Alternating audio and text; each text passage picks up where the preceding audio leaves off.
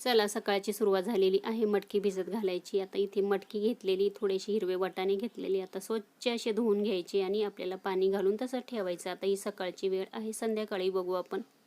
चला आता संध्याकाळ झालेली आहे. आपल्याला आता याच्यातलं पाणी काढून घ्यायचं. आता मी ह्या पद्धतीने अशी मटकी भिजत घालते आणि मोड आणते, तुमच्यासोबत शेअर केलेलं आहे.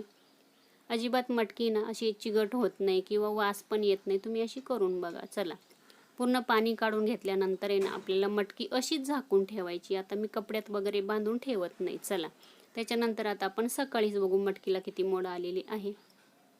इथे बघू शकता मटकीला किती मोड मोठे मोठे आलेले आहे, छान झालेली आहे. आता ह्या आहे ना 2 भाज्या आपल्या होतील, म्हणजे एक रश्याची मटकी होईल आणि त्याच्यानंतर एक टिफिनसाठी सुकी मटकी होईल. ह्या पद्धतीने मी मटकी भिजत घातली ना, म्हणजे 2 भाज्या आपल्या होतात.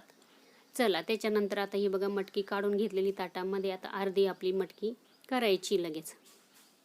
कढई ठेवलेली, तेल घालून घेतलेलं आहे. कढईमध्ये लगेच आपल्याला जिरं मोहरी घालायची, त्याच्यामध्ये कढीपत्ता घालायचा, कांदा घालायचा, लगेच त्याच्यामध्ये अर्धा चमचा आलं लसूणची पेस्ट घालून घ्यायची. ही बघा ती पण फ्राय करून घ्यायची. लगेच त्याच्यामध्ये टॅमॅटो घालून घ्यायचं, चिमूटभर मीठ पण घालायचं, म्हणजे कांदा टॅमॅटो लवकर फ्राय होतो किंवा लवकर त्याला पाणी सुटतं.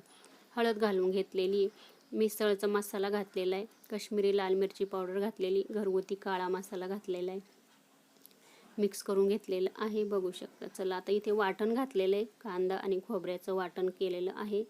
चला आता झाकून ठेवलं, तेल पण सुटलेलं आहे. आता याच्यातली अर्धी मटकी स्वच्छ धुवून घेतली, ती पण घालून घेतलेली आहे. आता आपण परत मिक्स करून झाकून ठेवू जरा वेळ. आता आपल्याला याच्यामध्ये गरम पाणी घालायचं आहे.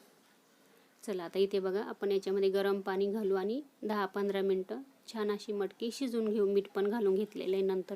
हे बघा. चला आता इथे मटकी पण शिजलेली आहे बघू शकता. ह्या पद्धतीने रश्श्याची मटकी आपली तयार झालेली. चला आज होता बेत मिसळ पावचा. चला या तुम्ही पण जेवायला.